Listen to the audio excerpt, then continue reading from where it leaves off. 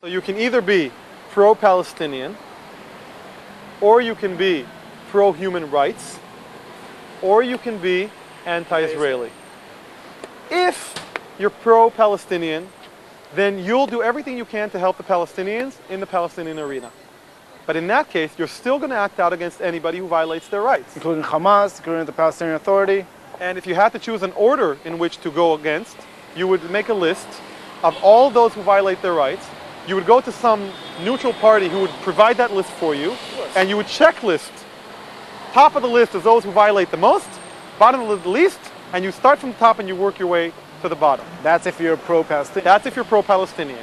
So if you're pro-Palestinian, you still shouldn't put Israel on the top of the list, because Israel's not the worst violator of human rights to the Palestinians.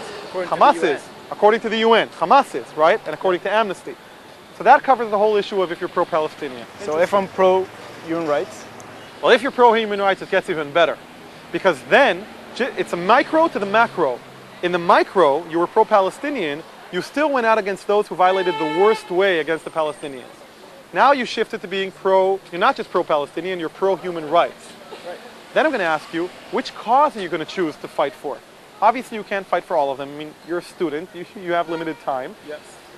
Which cause would you go for? Would you choose the cause that relates to Israel and Palestinians? Would you choose the cause that relates to what's happening in Darfur? Well, would you choose China?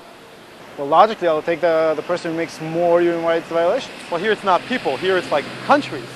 Well, the countries or the entities. So I want to be clear. So if you define yourself pro-human rights, then first of all, you're not limited to the Israeli-Palestinian conflict. Yes. And then if you decided to choose to deal with the Israeli-Palestinian conflict, it would beg the question, why? If there are 7 million Israelis and 3 million Palestinians, and let's say, for example, there are 3 million Palestinians because they're the ones that are suffering, you would have to look at the degree of the severity of the violations and the scope of the violations, meaning how many people it affects. You have 3 million Palestinians, hundreds of thousands of already dead in Sudan, and 1.6 billion Chinese suffering the worst form of human rights, I think probably in the history, maybe paralleled by Stalin. So what you want to tell me is that if I choose the Israeli-Palestinian conflict, I'm anti-Israel and not pro-human rights? Well, no, not necessarily, but I would say that you are pro-Palestinian and not necessarily human rights. Because you can choose the Israeli-Palestinian conflict and then deal with the Palestinians in the name of human rights.